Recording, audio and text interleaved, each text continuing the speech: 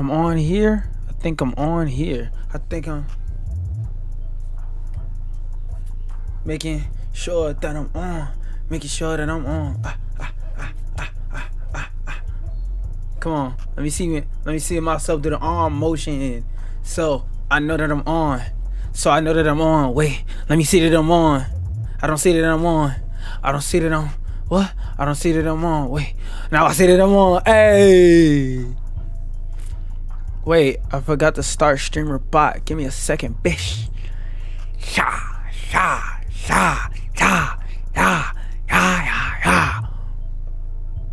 Boop boop doo doo.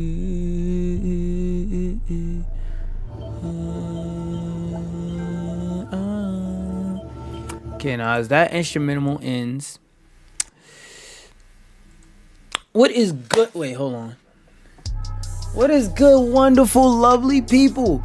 Today is a stream dedicated to gaming, dedicated to a game a lot of people are preying on the downfall of, named Highgaurd. A lot of people don't like how Jeff Keighley last year at the end of 2025 ended the Game Awards with this game. So we're gonna start 2026 off with this being the first new game of the year.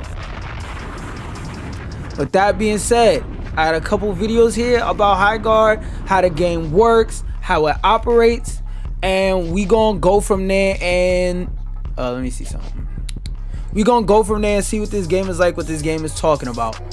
My chats aren't loading properly, so I can't test and see if anybody's saying anything in chat. My fault if I miss any chats.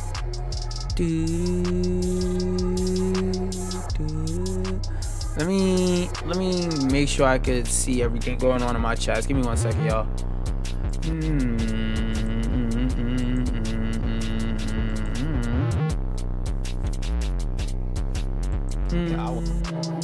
I wouldn't know. I haven't played that shit. My Rivals is a 2024 game, by the way. 2024 game. Chats, give me 1 second, y'all. Okay, so that one. Let me test it. Boom. That chat is working. Let me test the big boy chat. Make sure that chat is working. Okay, that chat is working. Yo, it's good, Dr. Armoni. I had to fix my chat to make sure they was working type shit. I still want to watch this fucking video. Oh wait, no, I opened it in a new tab. I still want to finish that. But now that I know my chats are working, like I said, it's time to get into mother flipping Highgaurd and let's see what this damn game is talking about.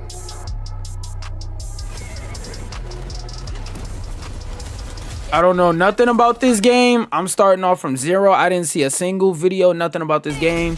This is the first thing I'm seeing. Yo, what's good to everyone coming in the chat. I'm trying to see what this Highgaurd game is talking about. Some of my team choose my base. Choose your base. What the fuck? Well, I mean, I assume they're gonna tell me about the base then. Nigga, do I have to build a base in this game? Is that why there's horses and shit? This one's got some bite. At least I know the gunplay is gonna be solid, cause you know, former Titanfall devs.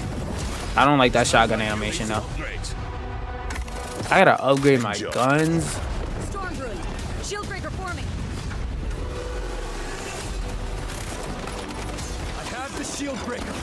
What the fuck is the shield breaker? You know what? I'm asking questions that they probably about to answer in like 0.5 seconds. I don't know why I keep asking questions.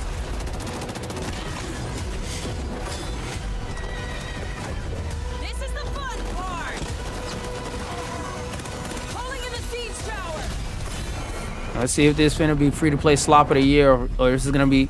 What's that other game that NetEase released right after Marvel Rivals? I remember I played that shit for like 15 seconds. Highgaurd, it literally just came out today, and that's what I'm gonna play after I watch this trailer breaking it down. Well, what's that? I can't even remember the name of that goddamn game. It was another hero shooter that NetEase released last year. I played that shit like 2 or 3 times, and I was like, the shooting in this don't feel right. The game died like a motherfucker, bro. Wait, are there captions from when I'm yaptioning? Auto-generated. Are there real captions that an actual person put together? No, off. Turn that shit off then. There you go. His name of the game. I'm Chad Grenier, game director and studio head of Wildlight Entertainment. Oh shit, you And giving I'm the whole Jason studio McCord, a design head. and creative director. Today we're here in our office to walk you through every aspect of our new game, Highgaurd. This nigga freaked out. 4 years ago, the two of us, along with 60 other veteran developers that have worked together for over a decade, all made the leap from large publishers to form our own fully independent Oh game wait, studio. did he say over a decade? All made the leap from large publishers to form our own fully independent game studio. From the start, our mission was to be a design-led studio where gameplay always comes first. And in those early months, They said we Titanfall spent a 2 is lot of never time gonna happen, playing so games we'll that make it. inspired us. We played battle royales, survival games, extraction shooters. If Rainbow Six many and others. Valorant had a In kid. particular, as we were playing survival shooters, one aspect of that genre that really caught our Why you, nah, not Valorant, bro. Valorant? CSGO with fireballs? Nah, the difference between this and Valorant is the gunplay in this looks more cartoony and actually fucking fun. Shooting in Valorant is attention just not was fun. base raiding. Could we take the thrill of raiding Base another team's raiding. well-fortified base and isolate that into a competitive experience that we could play over and over again? I don't know about that this one, isn't a Chief, but we'll survival see. game. It's not a base building game. It's what we call a PvP raid shooter. We wanted to utilize our experience making well-crafted first-person shooter maps to design bases that were always fun to attack and defend. And most importantly, I'm not gonna lie, respectfully, this idea sounds fucking terrible, but what I can say is that I haven't heard this idea before, so I'm gonna clap it up for them for at least trying something different.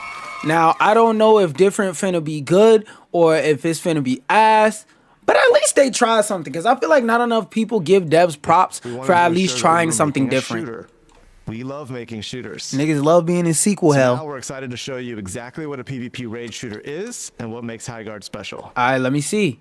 Show me something, buzzing. Here we go again, gang.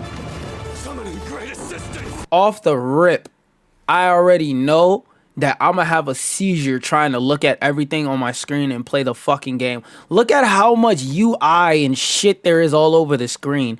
Like, I got this bar with a bunch of information on it. Cause, alright, let me break down something about UI. Every piece of UI should, assuming that this is a functional UI, every piece of the UI should mean something. So, at any given time on my screen,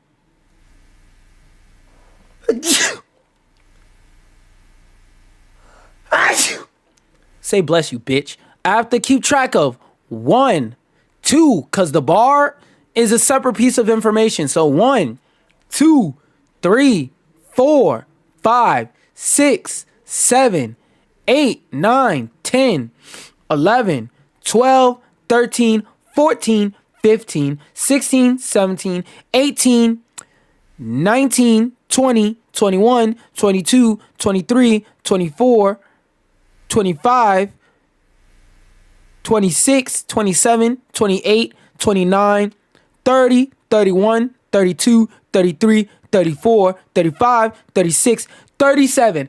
At any given time, I have to pay attention to 37 different pieces of fucking information.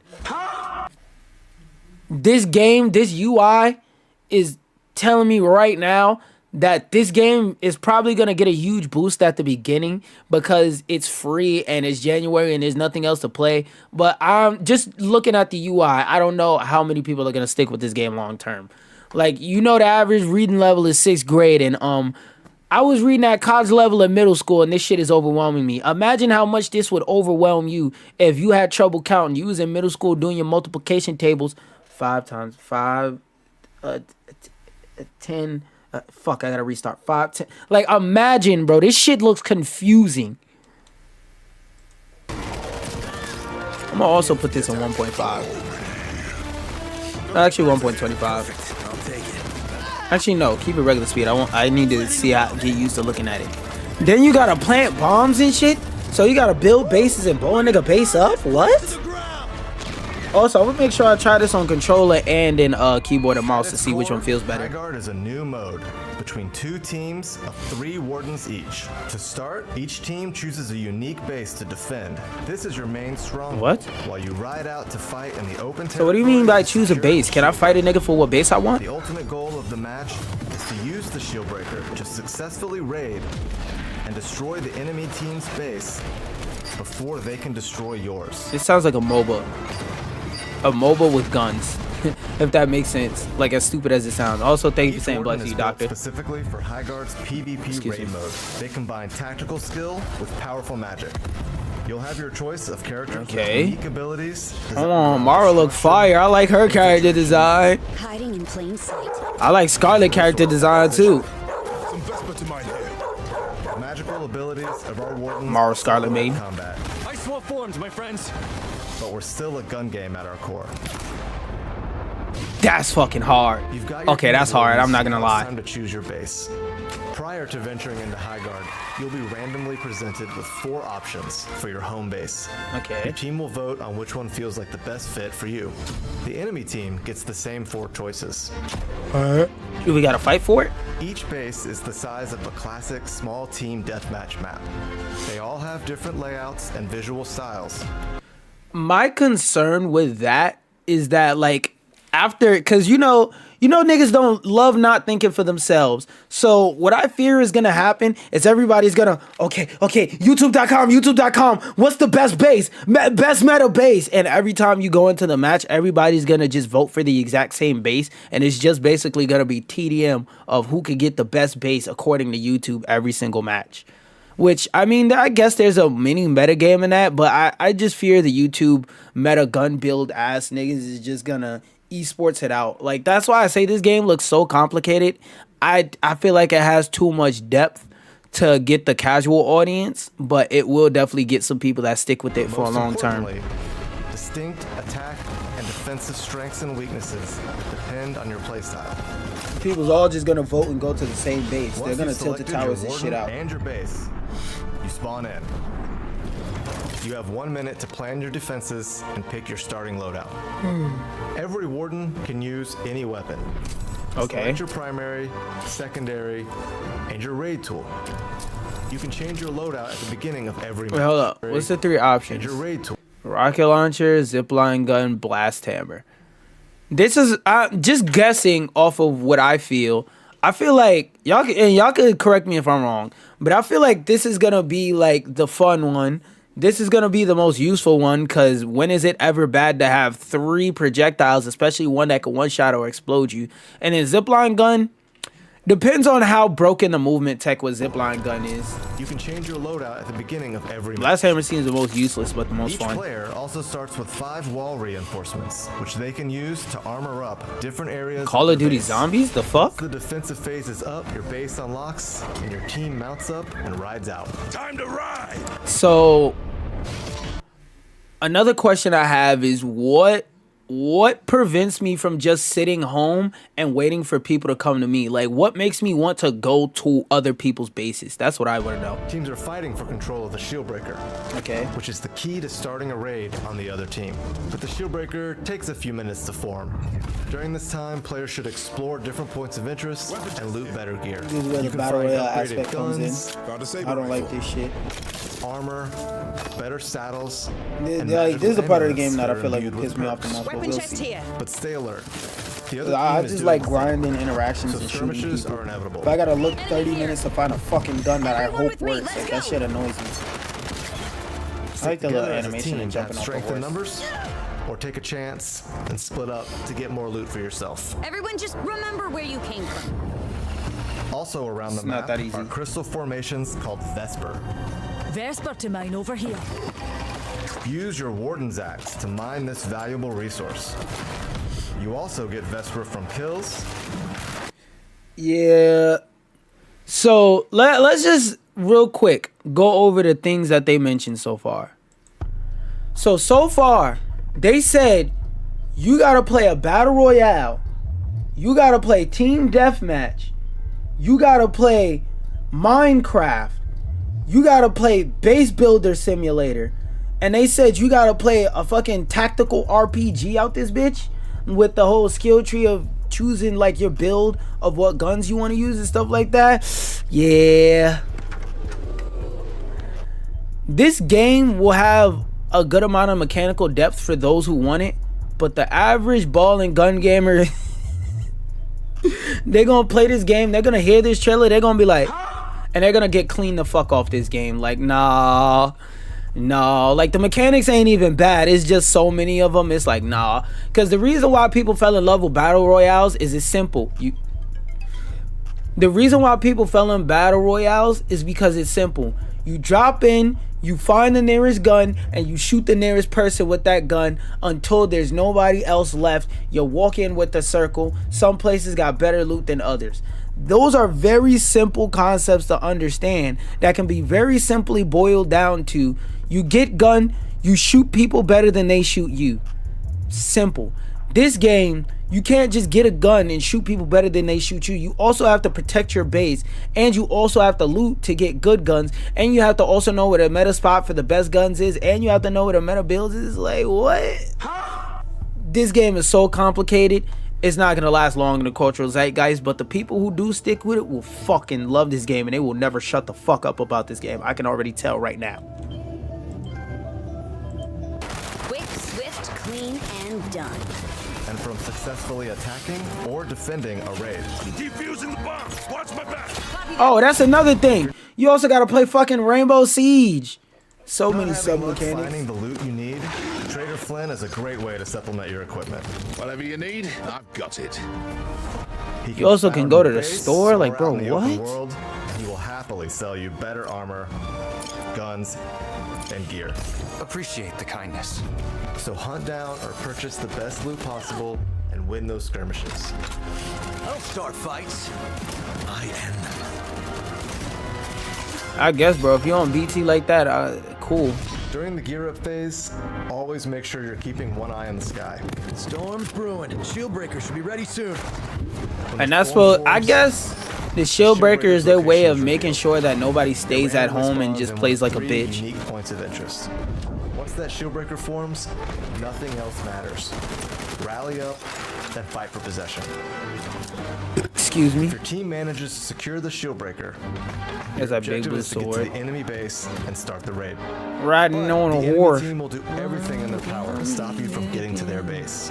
Gang, time to attack. Riding on a bareback.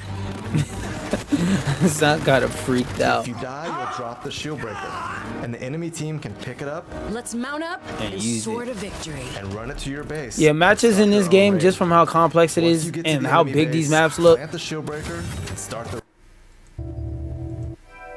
Another thing is the way, with the size of these maps, just off the eye test, it looks like these matches are going to take for fucking ever.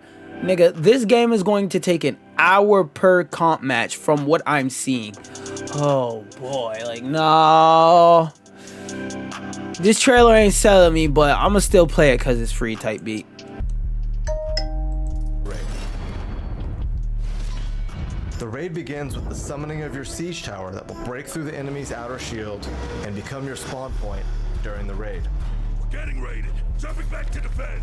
The defending team will be able to teleport back to their base, so be ready to fight. You better be ready. Once the shield has been broken, the raid begins. The enemy base contains objectives your team will need to sabotage and destroy. But in order to successfully penetrate a well-defended base, you'll need to use your warden's abilities and your raid tool. Every warden comes equipped with one raid tool of their choice. You can choose between a rocket launcher for a more straightforward approach, a zipline gun. That's probably gonna be Your me. attack plan requires I'm coming a with rocket a launcher, bow, fuck nigga. Target B.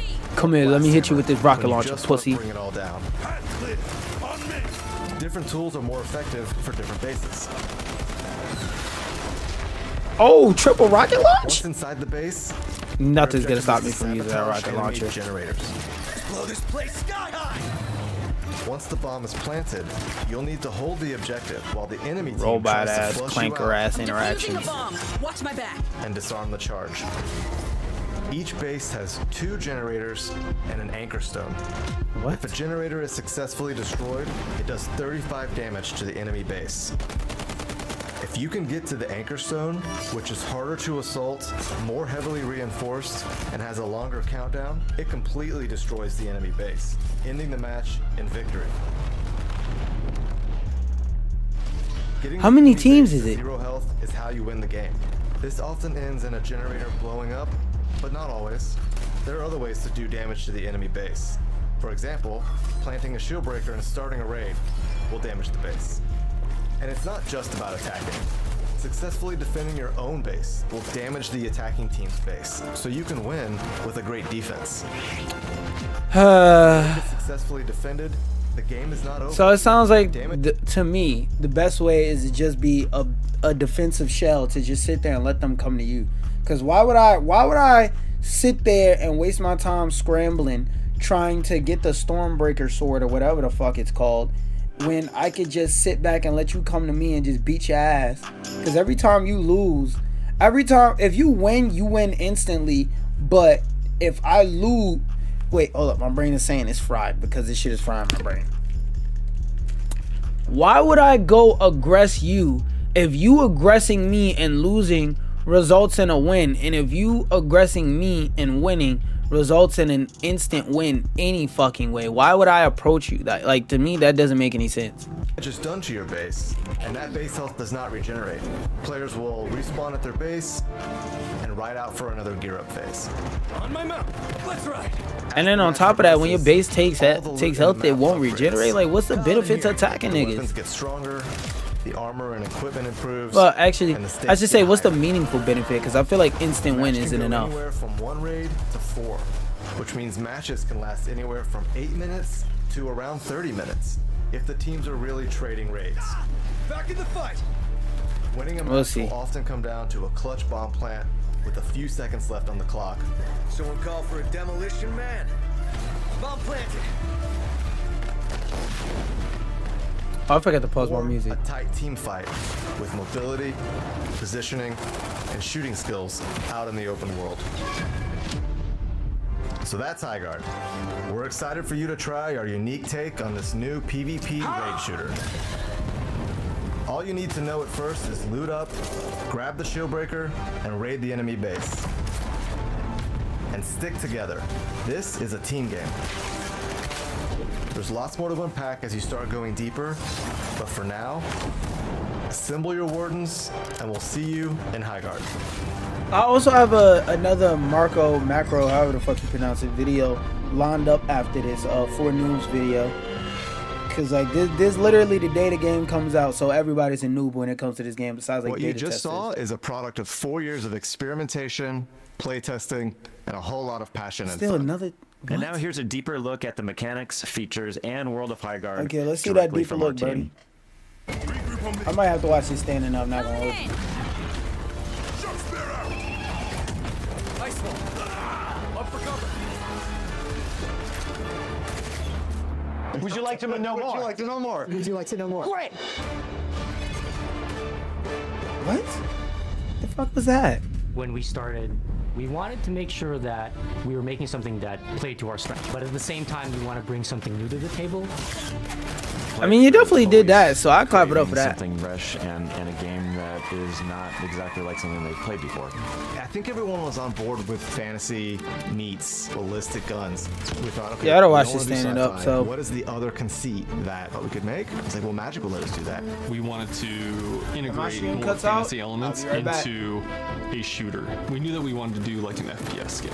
That's our core. That's our bread and butter. We know how to make shooting feel really good, so we focused on that first. You're not wrong.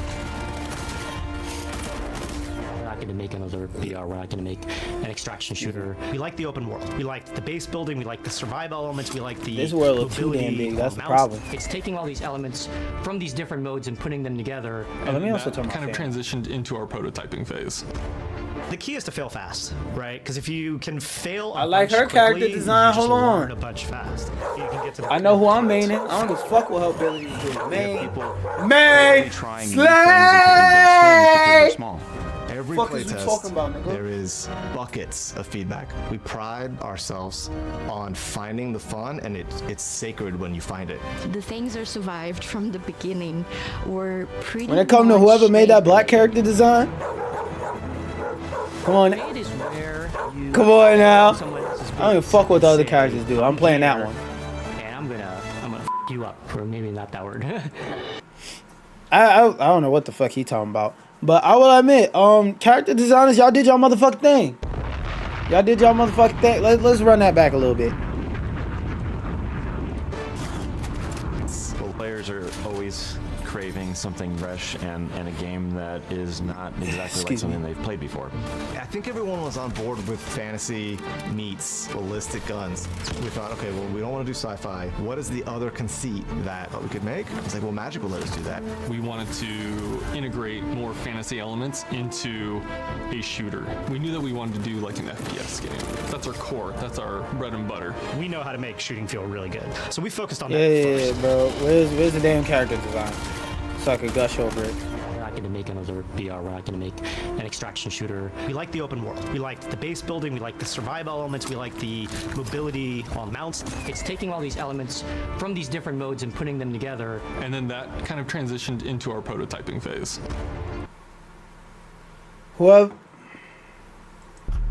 Whoever did the motherfucking character designs for this, Slay!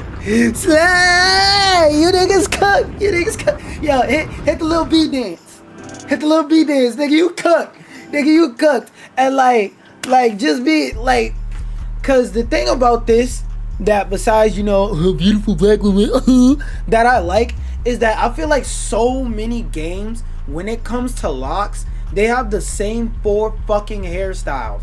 The over the side Killmonger joints. They have the old man dress that come down to the waist. They have the ones that come down to the shoulders, and they have the ones that stick up, like directly up like this, that look like little wicks. That's just up like that, and it's a bunch of them in their hair, and they look like bantu knots. Those are the only 4 hairstyles you see. So seeing her with locks, but at the same time the shit got braids and stuff in it, like, nigga, I love to see it. And as a nigga with unkempt locks, with locks that don't just follow the convention, I love seeing stuff like this. Like, bro, look at my lock. Look. I pride myself on having multiple textures. Look, the end of all my locks don't look different. You know how many years I let niggas call me dirty and I still love my locks? You know how fast a nigga with a weaker mind would have cut his locks? Bro, I love seeing hairstyles like this that look unconventional, that look different, but are locked. Yes! Slay! Hey, I'm not gonna lie, I was joking about that Game of the Year shit in the thumbnail, but this might actually be Game of the Year. No kizzy. And I at least have a character design of the year for this character alone. The key is to fail fast. Where you bang on someone else's base and hey, yo, we banging niggas in a base? I'm gonna f you up, for maybe not that word. The raid is the driving factor in most of our Damn, choices. we could penetrate a nigga base, the crazy. characters, to the weapons, to the raid tools, to the mounts, to the push and pull of the sword. It's very fun, especially when you're like invading a base. Each base is different. We try to give it an identity. We try to give it like history, and kind of has its own personality and has its own gameplay. We could make really strong expressions of layout. I'm liking this gunplay that I'm seeing, but the systems and the world behind the gunplay make this shit look confusing. It has like the 3 bell towers. It has like candles on these like curved interiors. I love just kind of seeing how the light plays off of it. The cool thing about our bases the lighting in our does look world fire is that those bases are discovered in Highgaurd. Who discovers them are our wardens. It's only one warden When I'm you playing, take nigga. a story, I don't care about no other you character think strengths and about weaknesses. I don't characters fuck where deeply, anybody you think land on the about title. Highgaurd and this mysterious I'ma make it work, land. bitch. Everything is reinvesting in the world we are building. One thing that we wanted to do was make sure that like our magic felt not hand wavy. So everything kind of like emanates from a source on the characters, and the characters is kind of what creates that magic. My favorite warden right now I like is this art Scarlet. style, I too. really enjoy her shifting sands ability. It's one way that you can silently get into the base, and then the enemy's like totally confused. Our wardens, I would say, are there to complement our guns in terms of lethality. Okay. But they're meant to add tactical and strategic depth to the overall match. It's exciting. You're at the beginning of a match. You don't know Bro, what's the gonna happen. ability to Endless slide a opportunities. wall All and the then break holes in the wall and character shoot people on destruction some Fortnite and shit. the gunplay I like that come together idea. into this really Still gonna play the frenetic black fight. woman.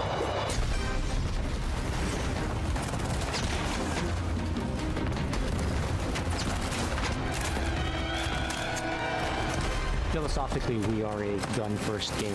You know, we want to make sure that gun-on-gun combat is the primary way. Hey, yo, to succeed type of in freaked combat. out shit are they talking about? Niggas said we doing gun on gun sex here, Very boy. hardcore. Our guns gonna be ballistic guns. I want to see people rack it. I want to see all the inner workings of it. When we shoot the gun, we wanted to make sure that there are tons of moving parts. We want to see like animators being able to have feel like that's full high-key creativity distracting, to like but- bring these guns to life. We wanted to It's cool, start I from a really guess. grounded, realistic standpoint. When I'm firing a gun, I'm enveloped in it. I know what it is. That is a 5.1 surround design experience to put you behind. I the thought gun, this make nigga you was about feel to like you're start really saying there gun firing shit. it. Like, that's a 5.1 nanometer intake bullet. Like, whoa, bro. Niggas is not thinking about all that. So in Highgaurd, one of our unique things is our mix between close quarters combat in a raid scenario and open world battles, mounted combat. We have to be mindful of creating guns that are fun in all those scenarios. Base rating is this. I also, that is very fucking true, because I hate when I go grab a shotgun. Excuse me. Like, that's one of the things that drive me away from Battle Royale. Shotguns are quite literally unviable 99% of the time, because most interactions will you be seeing a nigga halfway across the fucking map. But, like, I forgot my original thought. One of our unique things is our mix between close quarters combat in a raid scenario and open world battles, mounted combat. We have to be mindful of creating guns that are fun in all those scenarios. Base rating True. is this like intense, like peak I remember what I was about to action, say. right? Oh, It's well. cranked to 11, but we learned that being cranked to Oh, 11 you could the break a entire floor? time is a lot of fun, but it's not something you can play for 3-4 hours. True. Right? You need some better pacing there, and that's where the open world kind of helped, right? That's where that pacing break came. Okay, they did it to break up the monotony, but who says I got 3-4 hours to play a game? Maybe I don't want no monotony. Differentiator factors from our game. I don't like There are games with three high things, downtime. actually. The 'cause loop is very unique. I don't know. Maybe it is a personal preference thing, because I have J-Slur warning incoming. A job. Like, I don't like playing games with constant downtime where you're just sitting there looking at people for 2-3 minutes. Like, I want a game with a lot of uptime. I want a game where you're doing something the whole time. You're enjoying yourself the whole time through doing actions in the game. And then I don't think you see a lot of shooters out there that do fantasy. And then the third one is mount combat. There's this really strong. I'll give fantasy you a of, lot. like, being on a horse and just like shooting people. Because I can name quite a few, but all them bitches are dead. Prototyped it really quick, and very quickly that became like, oh, this is the sauce. He ended up making a bear, and you're like riding the bear. It was so magical, kind of like running through. The team really latched onto it. I think it kind of set the tone to where everybody was like, oh man, I want to like fulfill that fantasy. I want to play that. Mounts were created for traversal at first, and then we were like evolving it to be more combat. The open world is a totally different animal, right? Cover is really far apart, and it's a different kind of fight. And the way mounts incorporate into that combat is honestly super fun. I feel like this is one of those Like things these that's rolling you can't vistas describe. You just got to that go through it. promote mount combat. You want there to be excitement to be able to like get out and go roam. The beauty about Highgaurd is that we're just at the surface. The characters have just found certain parts of that land, but they're going to continue to discover new things. Highgaurd is a lost continent that has suddenly re-emerged mysteriously, missing in action for hundreds of years, to the point where most people in this world don't even believe it's real. Highgaurd itself is kind of a land of mystery, and each map is a snapshot of what that Excuse continent me. used to How look many like. maps are there on Closer to launch? where Highgaurd was rediscovered, we stick with a lot more modern architectures. You got a lot of very big machinery. You have a giant wall. You have steam Them don't look vents. modern, The the fuck? more we go inland, the more magical and ancient it gets. When Highgaurd first All of them look returned, magical and everyone ancient. rushed to this What are you land, talking and they about? all died. And it became clear aware that the only ones who could survive in this magical land are those with that gift of magic. And they are brought to this place. Show me the black woman character, nigga. You showed me this lady like 15 times. Show me the Negroid women. Help bring you to the land of Or we Highgaurd. riot. They're in a position of power because they broker all of the contracts that the Wardens take on. You see all of these characters being drawn like a moth to the flame to Highgaurd, and over time you're going to see how big that flame gets. We've picked our favorite things here and there, but I feel like we found a vision and stuck to it and created something that's genuinely new. We knew when we started we wanted to make a shooter, and we knew we wanted to make something that was live service, and so we've been planning for that for a very long time. In fact, we already have a year's worth of post-launch content already deep in development. There's a lot of live service fatigue right now, right? These games tend to hit you with FOMO, which I think players have gotten wise to, for good reason. We're building a game that people want to come back to. So Shorty the way waved our the air post-launch plan above is the broken up damn is what we call episodes. So each episode will be roughly 2 months, broken into 2 halves. We'll have a part 1 and a part 2. With launch, we'll have a special occasion with an episode 1, and that'll bring So that makes sense. They released 5 in maps, January. 6 bases, 8 wardens, 10 weapons with 11 mods that change up how those. I don't fuck about all that. I wanna play her. I wanna play her. weapons play, over a dozen. I don't give a fuck about none of that other meta shit. I'm playing that character on that character. Just in a couple of weeks, we're gonna have episode 2, which kicks off with a new warden, a new mount type, a brand new map, and so you can choose your mount. Bring our first new mode. I'm gonna run down on niggas with the bear. Coming in 2 weeks, and then from nigga, I got the right to bear arms. Rah rah rah rah. Then I'm gonna bust a nigga head open. Yo, does this have proximity chat? That's also something I'm curious about. Let me Google it. Let me Google it.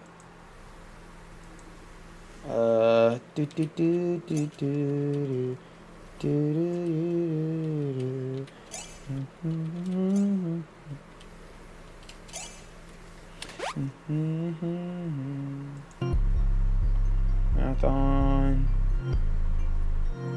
Okay, let me check Perplex.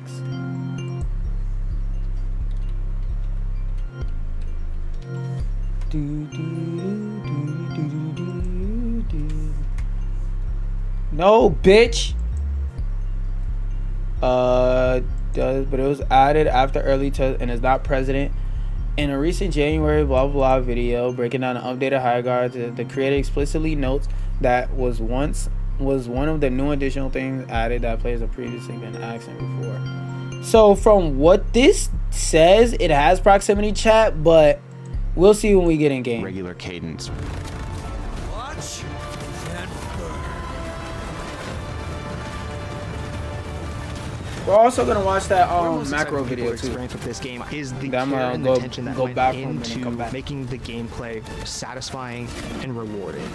You put all this love into a project and feel like you went to battle together, and to put that Everybody, let's get into some Colin games. world to play and get the Head-ass feedback clip. and see the joy it brings people. You just want to keep doing that. Hopefully this brings a lot of people joy. And part of that is I love this team. I'm just trying to have fun. But we want the community to feel like they don't need to read an entire book before they play the game. We want them to feel like they are a part.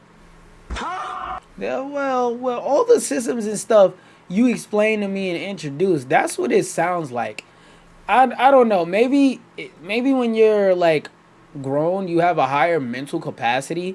But like I think this game was made. Like I keep reiterating it throughout this video, but I don't think I could reiterate it too much. This game don't seem simple. Like I showed earlier, it's damn near 40 different pieces of information you gotta keep track of at all times on your screen when you're just running around in a free roam doing nothing. This don't seem like a simple game that you could just boot up and play. The amount of mechanics and stuff y'all had to explain, this don't seem that damn simple. Part of that book and be a part of the journey as we kind of discover it with them. Going from a blank page to a game that we are excited to play on the weekends. So I'm proud of the game, but I'm proud of the team getting to that point. This is the fun part. Make it a ring. Firing. Yeah. Run up on niggas and bust on that bow. Run up on niggas and bust on that chest. I have the shield break. Buzz on his face. No bukkake. Buzz on his face. No bukkake. Diddle We the hope dick. you enjoyed that What a first glocky. episode and the in-depth look into the gameplay of Highgaurd. Thanks for giving us the opportunity to show you more about our game, and we hope that you'll try it out for yourself. For those of you who want to learn even more about the game and our universe, be sure to check out the Field Codex on YouTube and our official website. I'll do that Please in my own follow us time. on social to get the latest news, patch notes, and updates about the game. And most importantly, Highgaurd is free to play and available right now on Steam, PlayStation 5, Xbox Series X and S. Remember, the first war chest is completely free for all players, and we're hitting the ground running with our next episode That's their coming battle in just pass. 2 weeks. We can't wait to grow and build this game with all of you. From all of us here at Wildlight, thank you for watching, and we'll see you in Highgaurd. Alright, is there anything meaningful here, or is it just a bunch of gameplay? Is it like another little commercial? Yeah, this is just like another little commercial. So while a little commercial in the background plays, let me talk about my thoughts. So, just my thoughts and assumptions before jumping into Highgaurd. It looks like from this trailer breakdown explanation, there is a metric fuck ton of mechanics and information that you need to keep in mind. And it looks like this game is very complex, even though they say it's not. They say matches are gonna take 8 minutes at the shortest, 30 at the max, but we'll see. The thing I'm scared of is this game is so complex that there's gonna be a day one gun meta build after about a week, but hopefully I'm wrong. I want to see how this game unfolds, and I don't have an agenda or a hate against the game. And I will say, out of everything, the number one thing I liked about this is the motherfucking character design. Y'all know what I'm talking about. Y'all know what I'm talking about this chat shit. Yeah.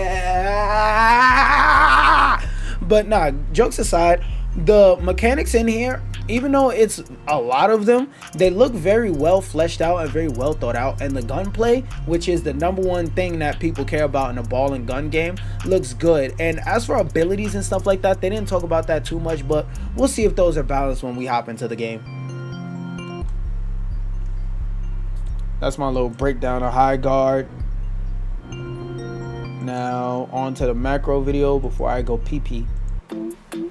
Hello, Macro. Who are you? My name is Wildlight. You actually know me pretty well. I'm actually the OG Respawn. Whoa, classic Respawn? The same Respawn that made Titanfall and Apex Legends? Yes, sirree. And as Wildlight, we're making a brand new game. One that we think you're gonna love. You're finally working on the spiritual successor to Titanfall 2! Wait, let's what? go! That's literally all I think about. Oh, I cannot wait to bring back the cardboard pilot helmet for the real fans. No, wait, that's not. I wonder if it still fits. Yeah. Oh, man. Oh, God. Titanfall 3, here I come. Titanfall 3!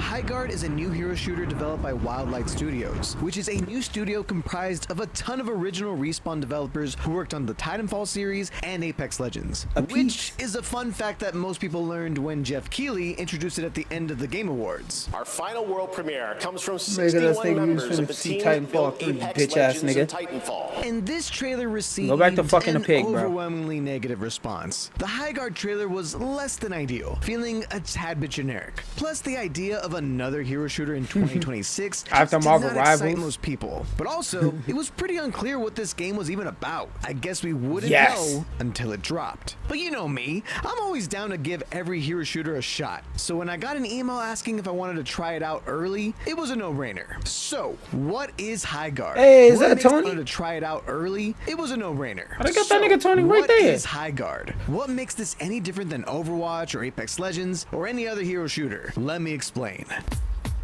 Why did they name Shitty Watch? Keep that name out your fucking mouth. I don't want to hear about that goddamn they game. call Raid. The way it works is 2 teams of 3 players each have a base that they need to defend from the enemy. First, you'll select your warden, and then you'll choose your base. There are I'm multiple telling y'all. layouts for your base. I'm telling y'all right now. If we in that fucking character select screen and yo pick that black woman before me, I will be throwing. I'm just letting y'all know right now. When we hold up, where is it? Oh wait, shit. First, you'll select your warden. I'm letting y'all know right now, if you ever see the name QaptainSlander in your game, when we get to this screen, you could pick any of these other 8 motherfuckers. Don't pick her, because that's mine! And if you do, let's just say,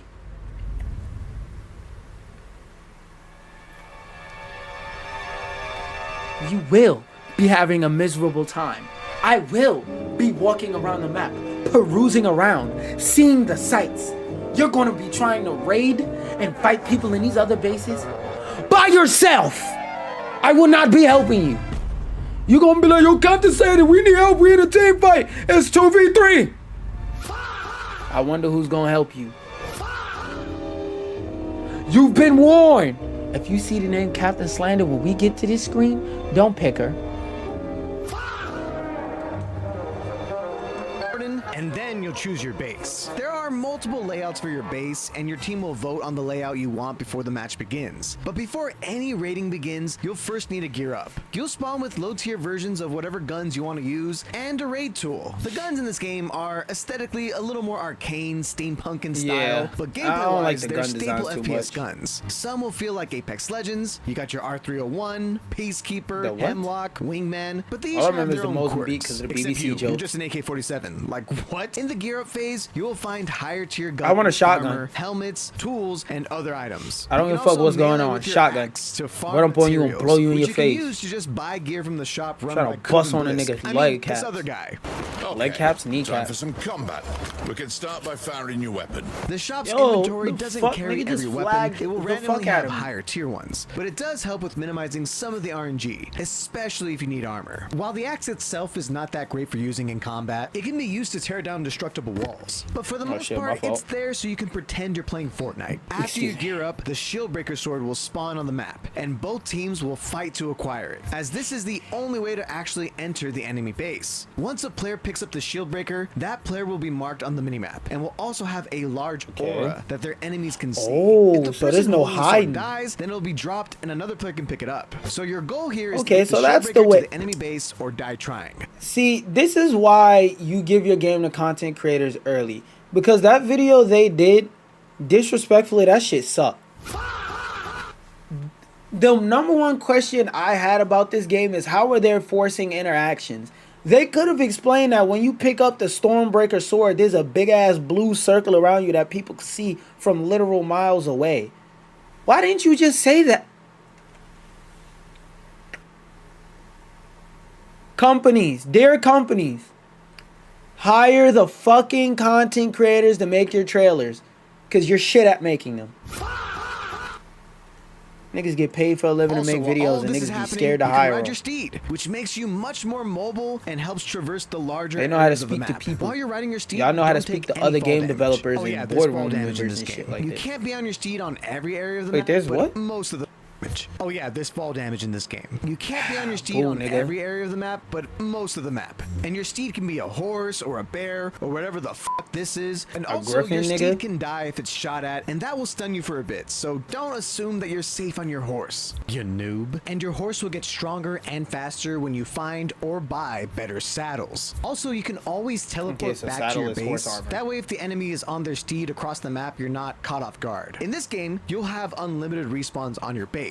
Or you can even spawn on your teammate that has the shield breaker. But when you die, you'll become a soul orb. Your teammates can pull you out of your soul orb and revive you. And the cool part is you can do this while moving. But enemies can destroy your orb to siphon shields and make it so you cannot be revived. So when you revive mid-fight, it can feel so clutch. So after fighting for the shield breaker, if no Revive me, one revive me! successfully brought it to the enemy base, overtime just will practicing. happen, creating a sudden death situation where you only He have said, one what about life sudden to death? the enemy base. Oh, clutch. So after fighting for the shield breaker, if no one has successfully brought it to the enemy base, overtime will happen, creating a sudden death situation where you only have one life to finish this phase. Okay. So this phase will end if the shield breaker gets to the enemy base or if a team gets wiped in overtime. In both scenarios, the losing team's base will lose 30 health immediately. However, in Bro, the main question I asked during the first trailer is how are they going to prevent matches in this game from being 30 fucking minutes long? This is the information I actually wanted to know. Man, I'm gonna... Oh wait, that's the wrong one. This is the information I wanted to know. Dear game developers, you are not a content creator. A content creator specializes in getting the information that the people want to know to them. Hire them to do that. Overtime, if both teams just don't die once the clock runs out, then the raid will begin at the base where the shield breaker was closest to, and no bases will take any damage. So that way you can't just camp bait. However, in overtime, if both teams just don't die once the clock runs out, then the raid will begin at the base where the shield breaker was closest to, and no bases will take any damage. So that way you can't just camp on your side of the map with the sword. But regardless of how it happens, now we have... Okay. A big battering ram teleports in and breaks down part of the enemy base's shield. The attacking team now has a limited amount of lives during this phase. You could spawn anywhere around this big battering ram. On offense, your goal is to plant a bomb on one of these 3 bomb sites. And on defense, your goal is to defuse and eliminate the enemy team's lives to end the raid. The A and B bomb sites are usually easier to get to and will blow up after 40 seconds, dealing 35 damage to the base. That's but there's forever. also a bomb site called the Heart, which is usually a lot more difficult to get to and will take a full minute to blow up. However, just go for the Heart. if you do manage to blow it up, you will immediately win the match. There's So no games reason can to do sometimes anything end in but the go first for the raid Heart. phase. However, the defenders do have a lot of options that give them an advantage. They can fortify any of the destructible walls in their base, and all of the doors and windows in the base can Alright, only so be I'm gonna opened swing that by the shit, that defending hammer team, harder, which makes nigga. it a lot easier for them to work around the walls. However, all of these walls and doors can be destroyed by either shooting them, using abilities, or using your raid How tool. limited is There's ammo? 3 raid tools: a rocket launcher, a sledgehammer, and a zip line. The rocket launcher and sledgehammer blow up walls, while the zip line helps you traverse the base and get around enemy fortifications. So if you don't Theoretically fully blow the best, up the but enemy I'ma still base use the before you rocket run out of launcher. lives, or if you run out of time, the raid phase will end. If no bomb was successfully blown up, then the defenders will deal 30 damage to the raiders for having a strong defense, and then you go back and do it all over again. But the second me, time chat. around, the loot you'll find will be higher tier, and also a care package with a care package weapon will drop, and that weapon is fuck this is a care broken package LMG. weapon? Like, oh my god, it does so much damage. Oh my god. From range.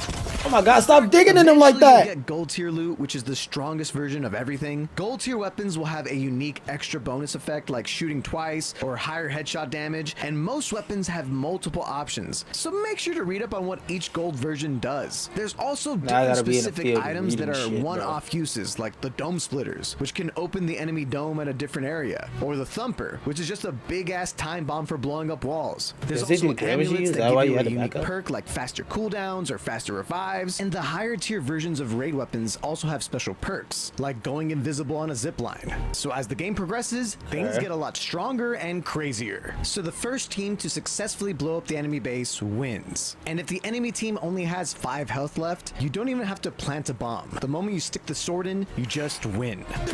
I'm digging in, you twin. Twin, you getting dug in.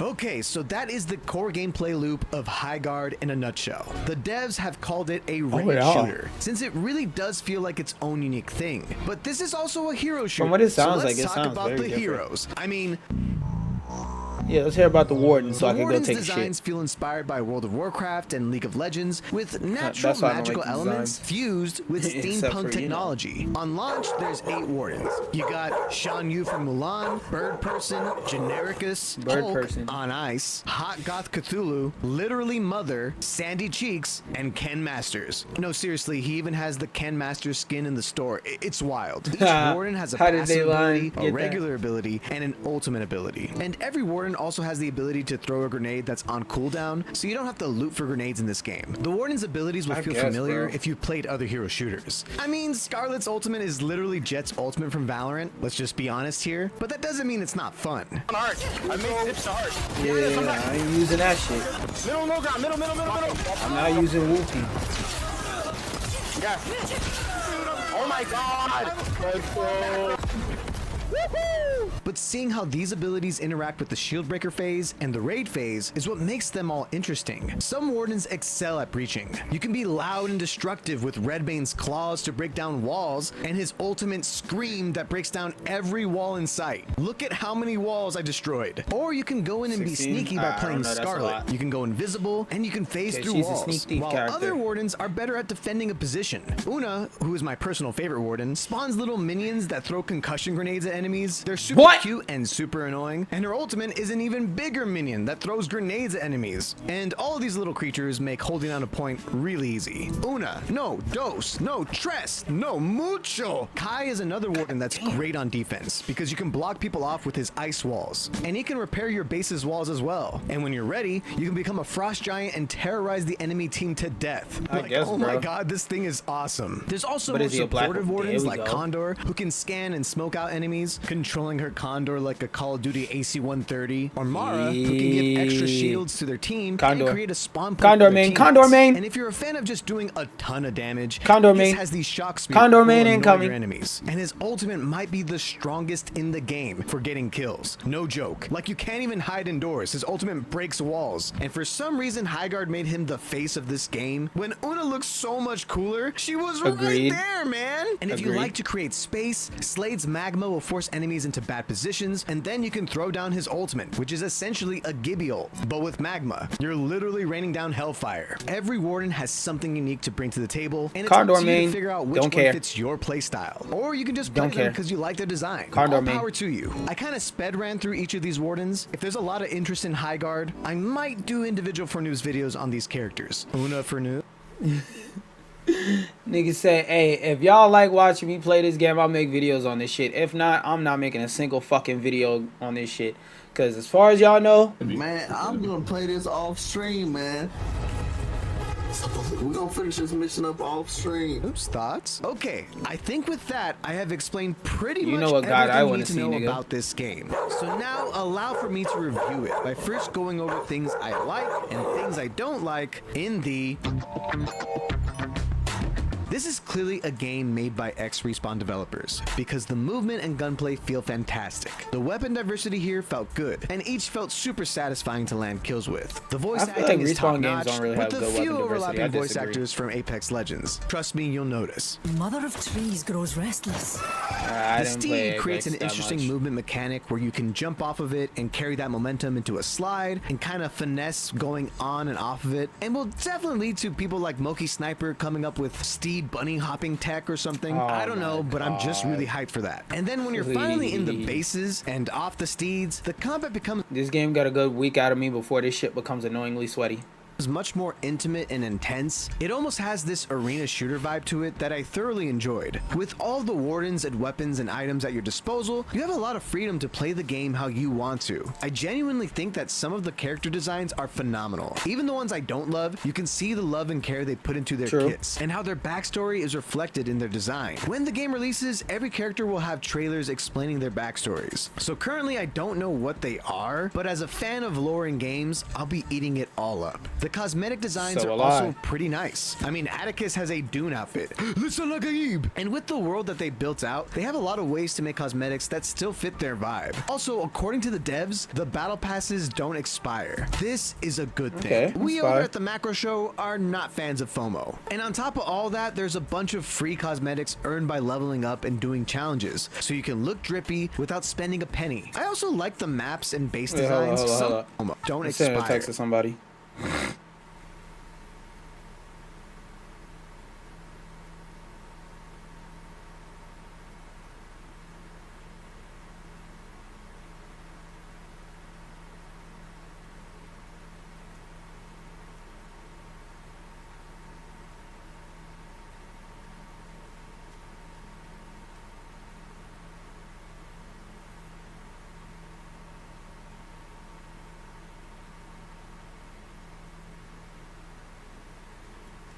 This is a good thing. We over at the Macro Show are not fans of FOMO. And on top of all that, there's a bunch of free cosmetics earned by leveling up and doing challenges, so you can look drippy without spending a penny. I also like the maps and base designs. Some layouts are more open than others, but they feel distinct and fit their aesthetic they're going for. Also, apparently Ranked is dropping in 2 weeks, so people that want a more competitive experience can be happy to know it's right around the corner. And of course, the biggest pro is that this game is 100% free to play. All characters will be unlocked, and you don't have to spend a dime to play it.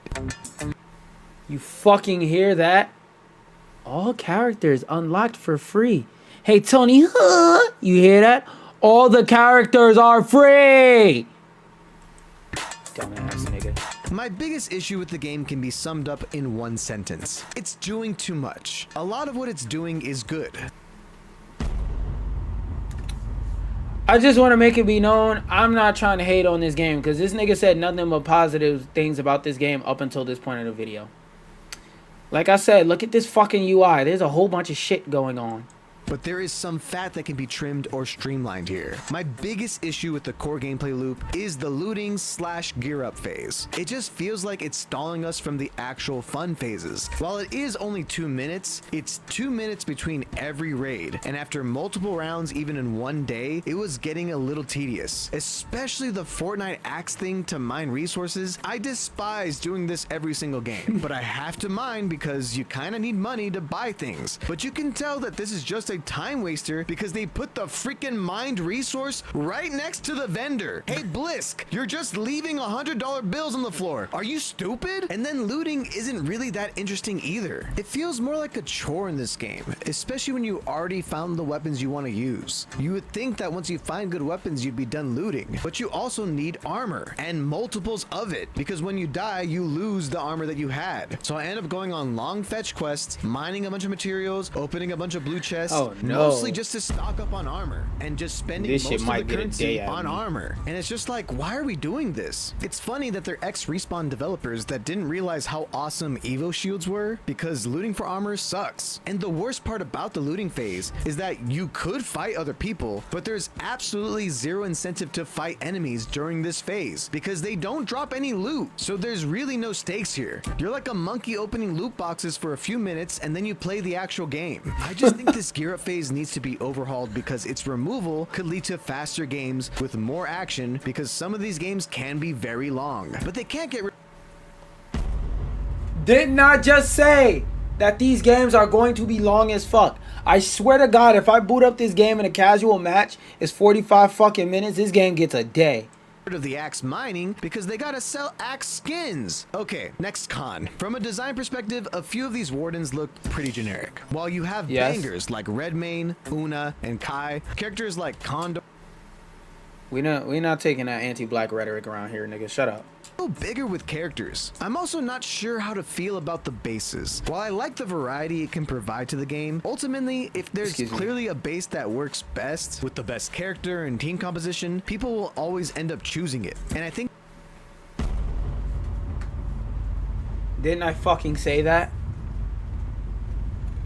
But I like I'm glad that watching this Marco video, he's saying and having the same concerns that I have.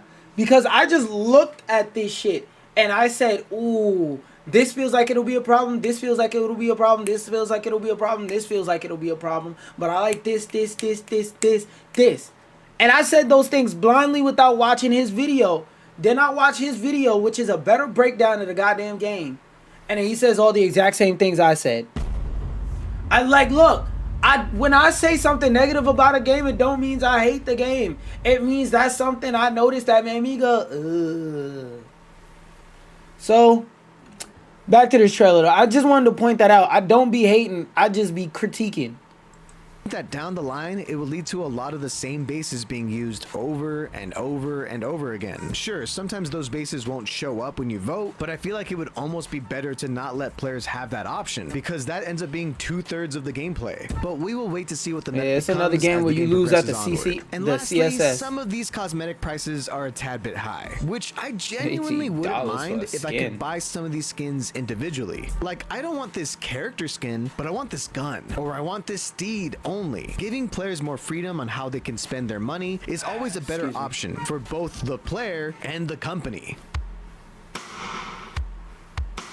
Overall, I really feel like that initial trailer at the Game Awards was a blessing in disguise because everyone's expectations were astronomically low. And this game is way, way better than that trailer made it seem. It's trying a new, fresh gameplay idea with some familiar gunplay and fun characters to play as. It's by no means perfect, but the core idea has a ton of potential. And I think it's 100% worth giving a try. Translation after today? Man, I'm gonna play this off stream, man. We're gonna finish this mission up off stream. And by the way, that don't mean I hate the game. Sometimes a game just ain't for you. Like, I ain't played Apex Legends since they had a single-digit season. And it was under season 10, so it was like season 2, 3. I played that game when it first came out, so just because I don't like the gameplay loop, that don't mean I think the game is bad, because Apex isn't a bad game. It just ran its course for me. I got bored. At least. Because what do you have to lose? It's free. True. So I'll be giving Highgaurd an 8 out of 10. But what do you think? Have you played Highgaurd? And if so... Not yet, but what I will be doing is hitting 0, looping this video, and I'll be going to the bathroom real quick. Hello, and coming Macro. right back. Who are you? My name and is then I will be Wildlight. finally You booting actually up know me and pretty running. well. I'm actually the OG Highgaurd. Respawn. Whoa, classic Respawn? The same Respawn that made Titanfall and Apex Legends? Yes, sirree. And as Wildlight, we're making a brand new game. One that we think you're gonna love. You're finally working on the spiritual successor to Titanfall 2! Wait, what? That's literally all I think about! Oh, I cannot wait to bring back the cardboard pilot helmet for the real fans. No, wait, that's not. I wonder if it still fits. Oh, man. Oh, God. Titanfall 3, here I come.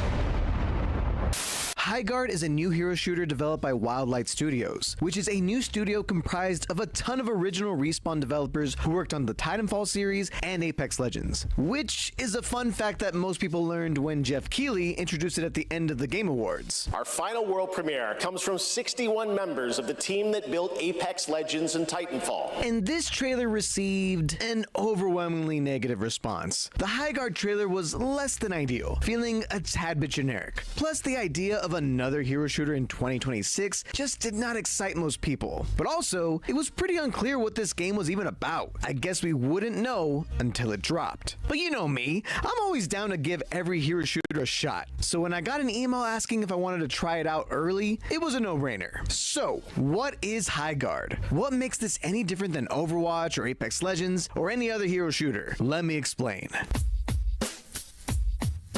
Highgaurd introduces a new game mode that they call Raid. The way it works is 2 teams of 3 players each have a base that... I'm gonna just start the game up in the background while I go potty. Oh wait, shit, it's gonna pop up on my second screen, isn't it? Oh shit, I forgot I gotta log in again for this. While I do that, let me... that they need to defend from the enemy. First, you'll select your warden, and then you'll choose your base. There are multiple layouts for your base, and your team will vote on the layout you want before the match begins. But before any raiding begins, you'll first need to gear up. You'll spawn with low-tier versions of whatever guns you want to use, and a raid tool. The guns in this game are aesthetically a little more arcane, steampunk in style, but gameplay-wise, they're staple FPS guns. Some will feel like Apex Legends, you got your R301, Peacekeeper, Hemlock, Wingman, but they each have their own quirks. Except you're just an AK-47. Like, what? In the gear, you will find higher guns, armor, helmets, tools, and other items. You can also melee with your axe to farm materials, which you can use to just buy gear from the shop from Kuban Blisk. I mean, this other guy. Okay, time for some combat. We can start by firing your weapon. The shop's inventory doesn't carry every weapon. It will randomly have higher tier ones, but it does help with minimizing some of the LMG, especially if you need armor. While the axe itself is not that great for using in combat, it can be used to tear down destructible walls. But for the most part, it's there so you can pretend you're playing Fortnite. After you gear up, the Shieldbreaker sword will spawn on the map, and both teams will fight to acquire it, as this is the only way to actually enter the enemy base. Once a player picks up the Shieldbreaker, that player will be marked on the minimap, and will also have a large aura that their enemies can see. If the person holding the sword dies, it'll be dropped and another player can pick it up. So your goal here is to get the Shieldbreaker to the enemy base or die trying. Also, while all of this is happening, you can ride your steed, which makes you much more mobile and helps traverse the larger areas of the map. While you're riding your steed, you don't take any fall damage. Oh yeah, there's fall damage in this game. You can't be on your steed on every area of the map, but most of the map. And your steed can be a horse or a bear or whatever the this is. And also, your steed can die if it's shot at, and that will stun you for a bit, so don't assume that you're safe on your horse, you noob. And your horse will get stronger and faster when you find or buy better saddles. Also, you can always teleport back to your base. That way, if the enemy is on their steed across the map, you're not caught off guard. In this game, you'll have unlimited respawns on your base, or you can even spawn on your teammate that has the Shieldbreaker. But when you die, you'll become a orb. Your teammate can pull you out of your soul orb and revive you, and the cool part is you can do this while moving. But enemies can destroy your orb to siphon shield, so you cannot be revived. So when you revive mid-fight, it can feel so clutch. So after fighting for the Shieldbreaker, if no one has successfully brought it to the enemy base, overtime will happen, creating a sudden death situation, where you only have one life to finish this phase. So this phase will end if the Shieldbreaker gets to the enemy base, or if a team gets wiped in overtime. In both scenarios, the losing team's base will lose 30 health immediately. However, in overtime, if both teams just don't die once the clock runs out, then the raid will begin at the base where the Shieldbreaker was closest to, and no bases will take any damage. So that way you can't just camp on your side of the map with the sword. But regardless of how it happens, now we have a big battering ram teleports in and breaks down part of the enemy base's shield. The attacking team now has a limited amount of lives during this phase, and you could spawn anywhere around this big battering ram. On offense, your goal is to plant a bomb on one of these 3 bomb sites, and on defense, your goal is to defuse and eliminate the enemy team's lives to end the raid. The A and B bomb sites are usually easier to get to and will blow up after 40 seconds, dealing 35 damage to the base. But there's also a bomb site called the Heart, which is usually a lot more difficult to get to and will take a full minute to blow up. However, if you do manage to blow it up, you will immediately win the match. So games can sometimes end in the first raid phase. However, the defenders do have a lot of options that give them an advantage. They can fortify any of the destructible walls in their base, and all of the doors and windows in the base can only be opened by the defending team, which makes it a lot easier for them to work around the walls. However, all of these walls and doors can be destroyed by either shooting them, using abilities, or using your raid tool. There's 3 raid tools: a rocket launcher, a sledgehammer, and a zipline. The rocket launcher and sledgehammer blow up walls, while the zipline helps you traverse the base and get around enemy fortifications. So if you don't fully blow up the enemy base before you run out of lives, or if you run out of time, the raid phase will end. If no bomb was successfully blown up, then the defenders will deal 30 damage to the raiders for having a strong defense, and then you go back and do it all over again. But the second time around, the loot you find will be higher tier, and also a care package with a care package weapon will drop, and that weapon is this broken LMG. Like, oh my god, it does so much damage.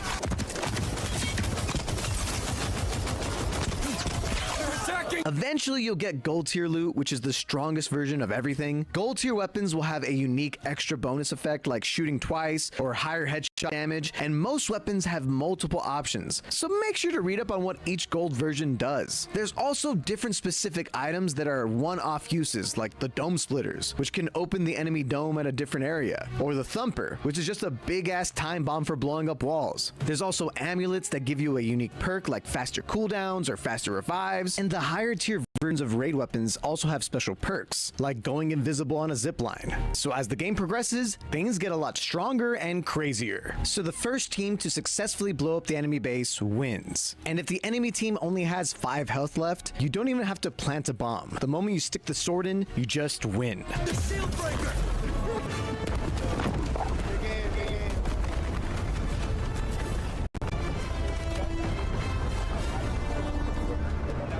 Okay, so that is the core gameplay loop of Highgaurd in a nutshell. The devs have called it a raid shooter, since it really does feel like its own unique thing. But this is also a hero shooter, so let's talk about the heroes. I mean,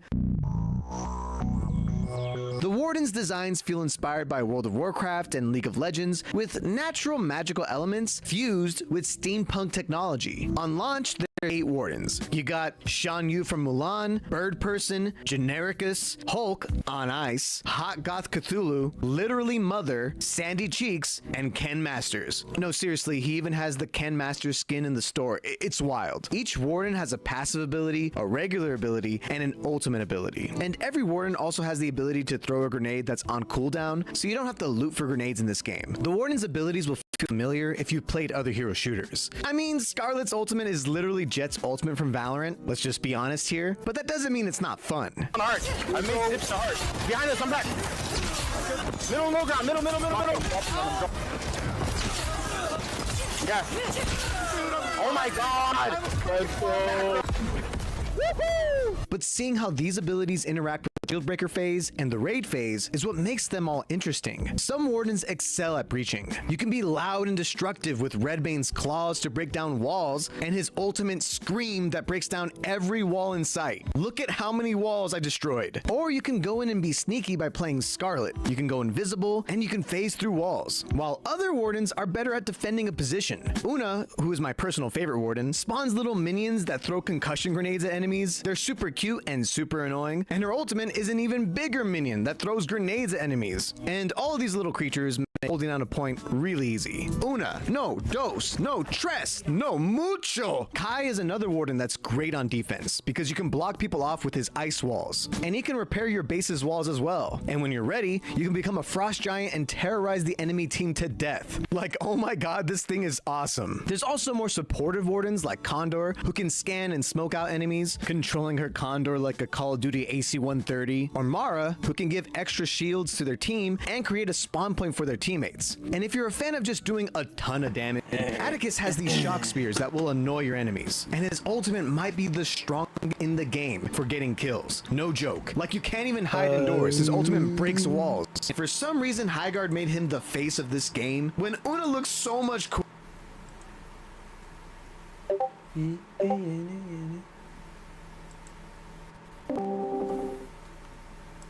Alright. Let's try and start up Highgaurd. Cause when I tried to start it up a few minutes ago, I have it running in the background and it just crashed. So let's start it up. Oh, let's also sit down. That would be nice. Yes!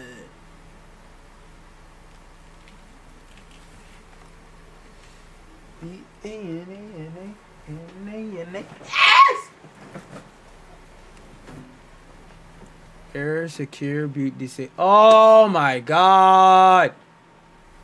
I want to read all the fucking data in my game. God damn it!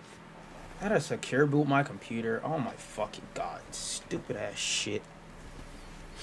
Now I need to look up a tutorial on my phone because I'm gonna have to cut my computer off and cut it back on. How to secure boot your computer.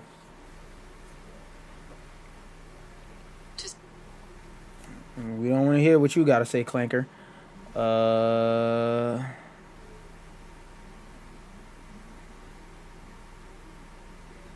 God damn it. I didn't realize this shit needed secure boot. How to secure boot. Oh, wait. Why don't I go to fucking YouTube? How to secure boot Windows 10. Oh boy, this is about to be a fun ass process.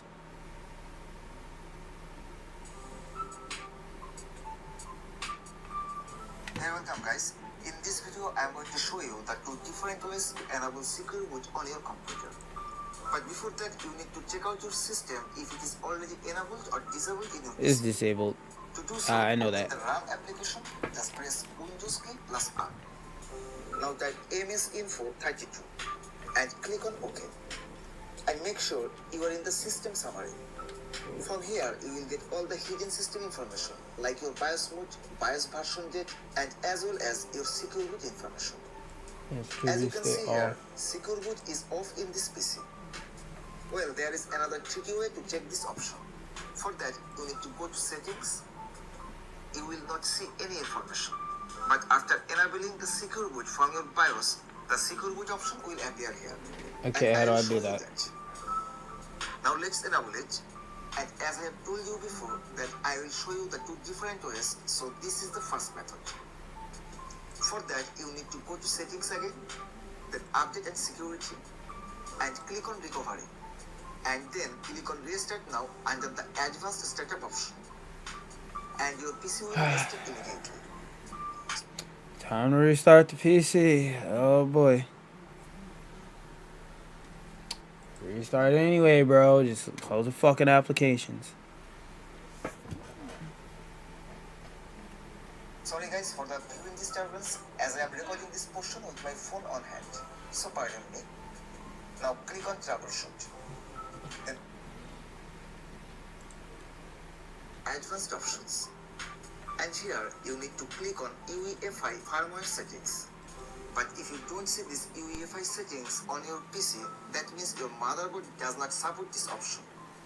But don't worry, the second method will work for you. For now, stay with me. Well guys, now click on restart. And we Waiting have for it to restart. access to the BIOS settings of our PC. Ah, shit. So my upper monitor is turned upside down, and you can't change screen orientation in UEFI. Now I gotta unplug my mouse and hold it upside down. Now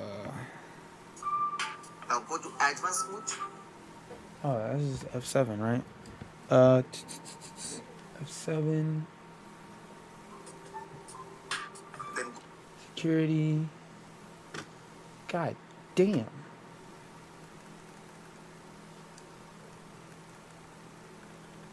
Okay, nothing changed it. Okay, main, you said go to security. Wait, am I in main? go to security option, and we have got access to the BIOS settings of our PC. Now go to advanced mode, then go to security option, and you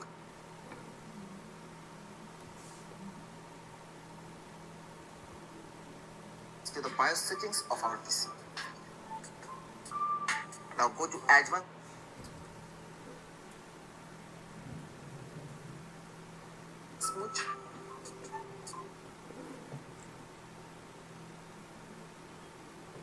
God fucking damn it.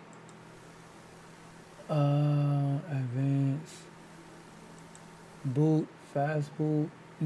Shit. I physically have to do this to read the fucking line.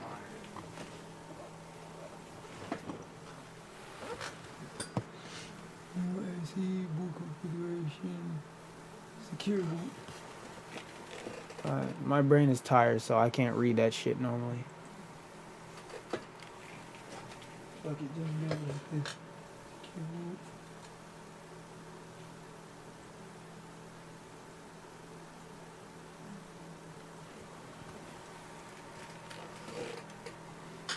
Then go to security option, and you can see the secure boot option is here.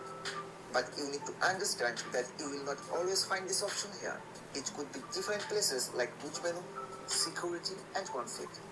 Mostly you will find it in security. Actually, it depends on your PC and laptop brand. Anyways, now just click on secure boot.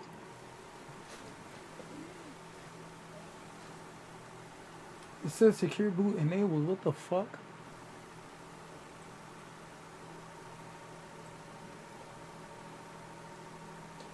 And blah blah blah blah blah blah blah. Yeah, so it is boot.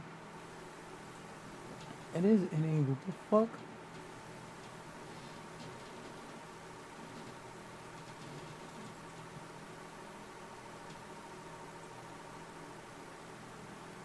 What the fuck?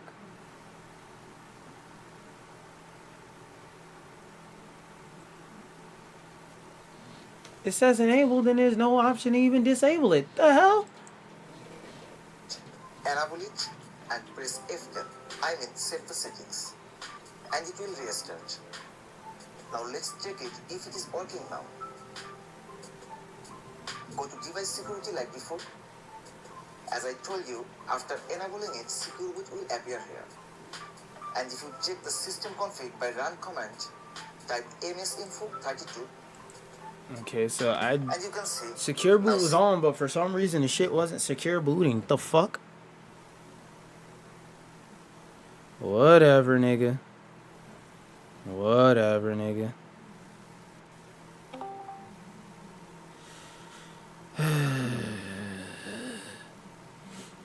I swear, bro. I swear upon my honor. If I do all that and the shit doesn't boot up because secure boot isn't enabled, well, it's just fuck this game forever. I hate when games make me have to do all this extra shit, bro. If this shit got one chance out of me. If this shit don't work, oh well, because I already see too many signs that make me say, I'm not with it with this game, and I'm gonna just play I hate this place. That's literally the name of the game, just in case you're a little bit blind. Let me turn all my bullshit on before I don't finish for right now. Install update.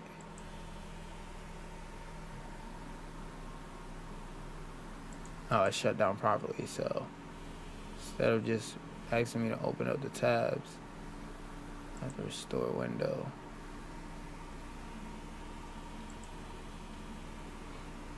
No! Don't press play on that. That's not what we're here for right now.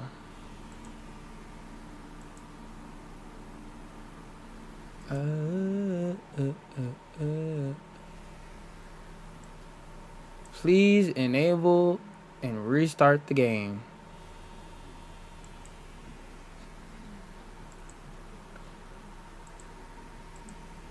Oh well, we playing We Hate This Place. I don't fight to play games that don't look interesting. Get this shit off my hard drive. Y'all saw me. I just restarted my shit and checked. Secure boot is enabled. Still not booting. Oh well. Oh well. Fuck this game. Can't even play it. Well, fuck it. Switched so that I could see my stream. I turned my computer off to turn it back on to still not be able to play the game.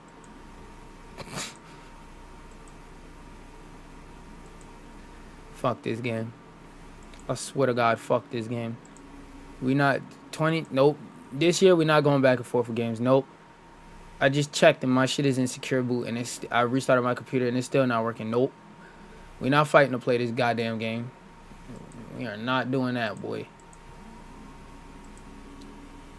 Hell no, you got me all the way fucked up.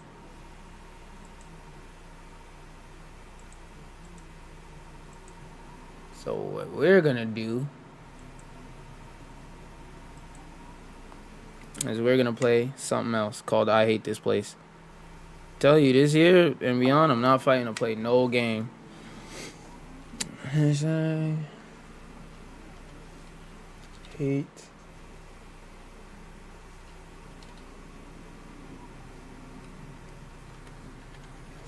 game. You put place.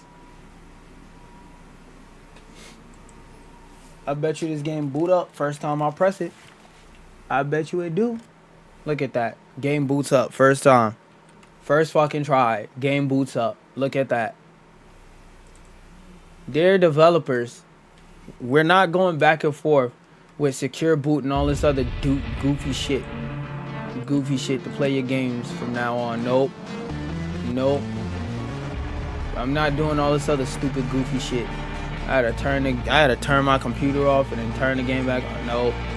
Nope. You get one try. You get one try, bro. One fucking try. And that's it. I'm deleting that shit off my system. We're not going back and forth with and fighting games no more. Nope. Not happening.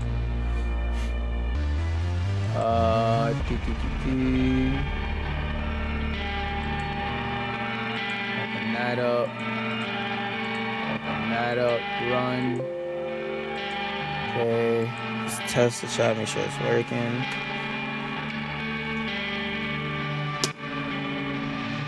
I wish a nigga would ask me why I can't play Highgaurd.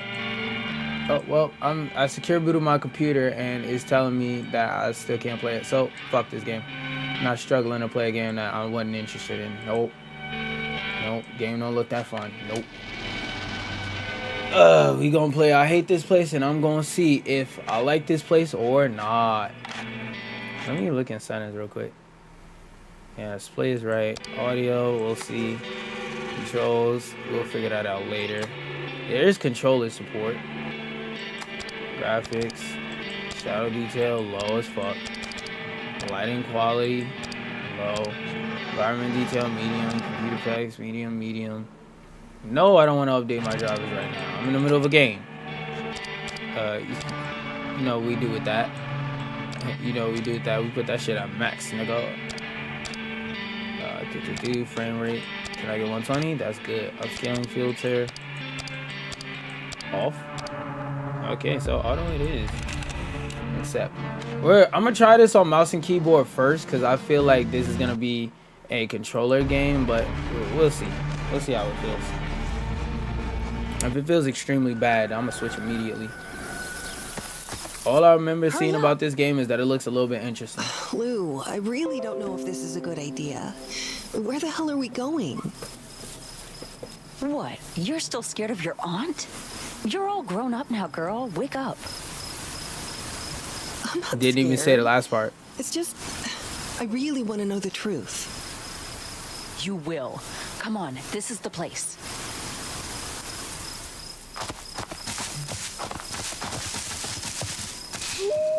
Talking about I need to secure boot my computer. Well, okay. How about you not get booted up on my computer at all? Fuck out of here. Recite a prayer now. How do you know how to summon the horned man exactly? How to do what now? There like a summoning him? First of all, the horned man is a god, not a demon. Sound like we about to summon a motherfucking Baphomet. What the fuck type time is she on? Summoning book for Christmas last year. For Christmas? This is just some shit a nigga could buy in Barnes and Nobles? Come on, I'll show you later. You got a Bernays and Nobles and get this fucking book? Even for you. This nigga got the Darkhold about to summon Doctor Strange, the evil one. Quit talking. Close your eyes and focus.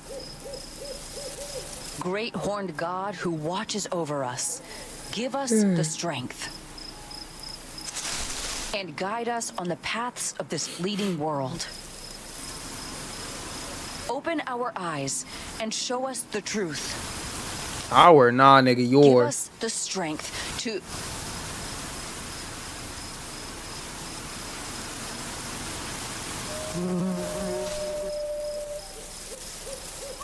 The fuck was that transition? Elena, no! I didn't know that it would... I didn't... At least his voice acting is, I wouldn't say it's great, but it's decent so far. Lou? Where are you? Oh, stop messing around. I'm starting to think this whole horned man thing wasn't such a great idea. Okay, just by the way you control the character, I know you're supposed to play this shit on controller.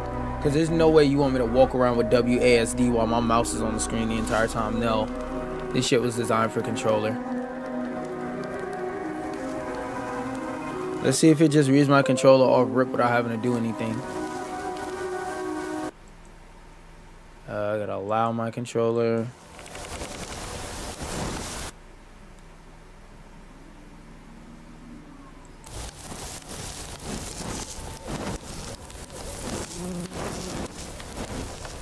Can you connect to the PC, bro?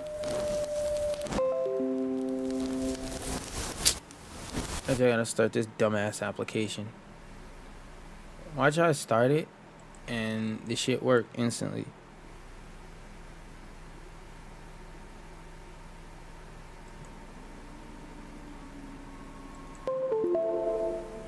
Wait, now that it said it's set up, because I know I got 60%, I know I got health on it. Oh, look, I don't even need DS4. Okay, W number 1, the game fucking works. When I turn the goddamn game on, I don't have to restart my computer just for the shit to not work. Yeah, definitely the shit was meant for controller. How do I stand up?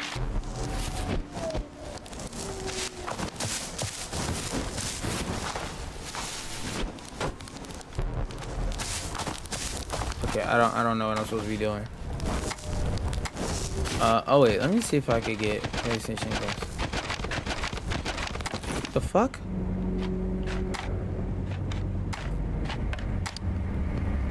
Okay, controls. Except, like, that's it. That, whatever.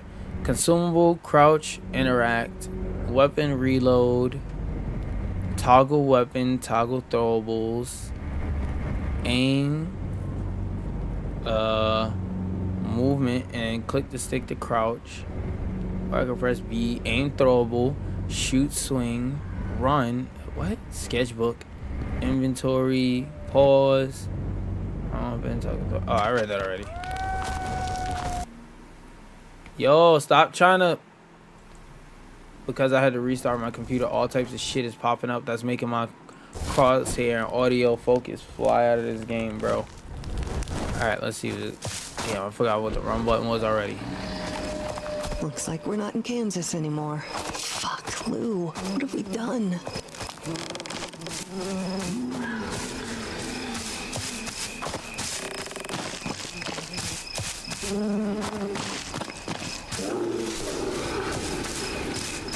Oh, I was about to say, are we not? Oh, I guess I'm supposed to follow the guts?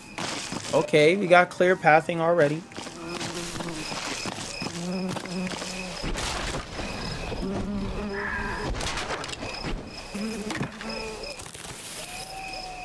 Got some wood on the ground? Alright.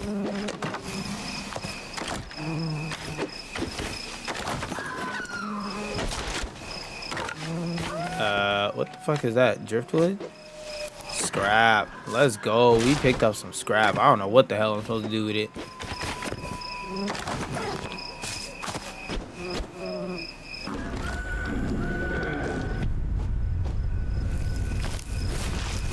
Hell.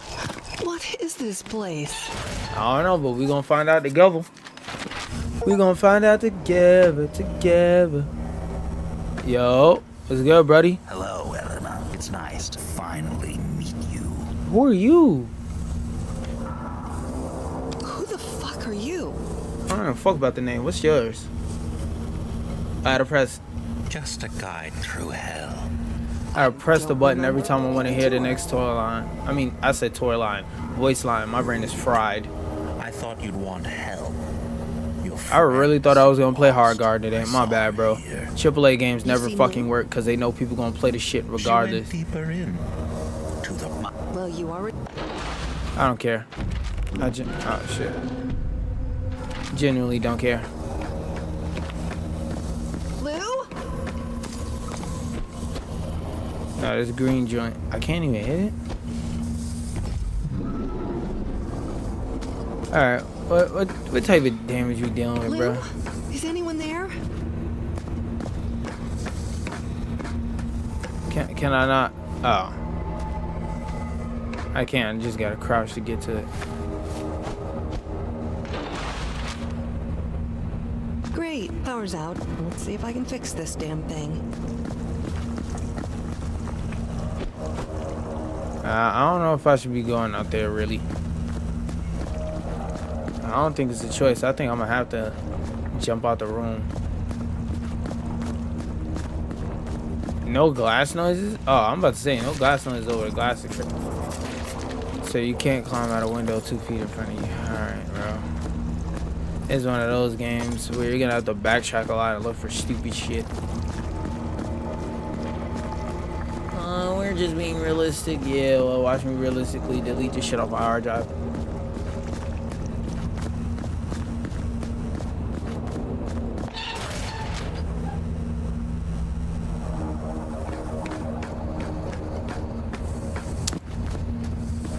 Oh, right, I forgot I gotta crouch to get through here. I'm setting a 5-minute timer on. If in 5 minutes my timer go off and nothing entertaining happens in this game, GG's. I'm cutting off the stream.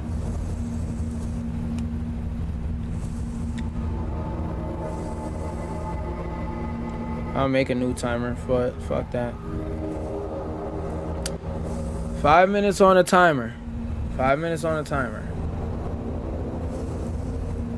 There you go. Yeah, I can see it. Let's see if this game can do anything to impress me in that time.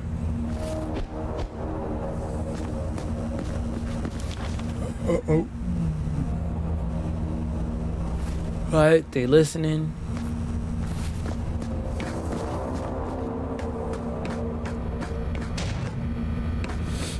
Okay, so I do have to go this way.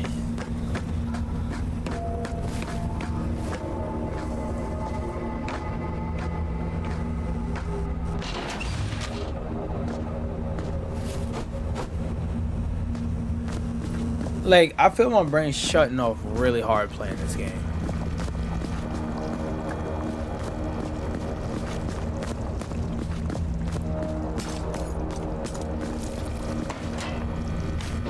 Oh, I thought that was gonna be like a passageway where they wanted me to move the table over the glass or something so that I could get it. Alright, bro.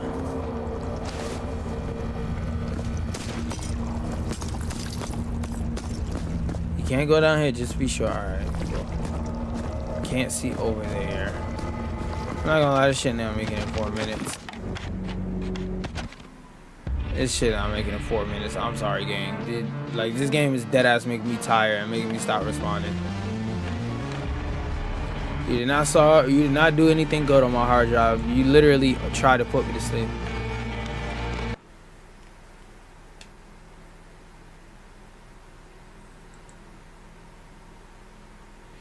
I'm about to dip that shit. Back to Marvel Rivals, bro.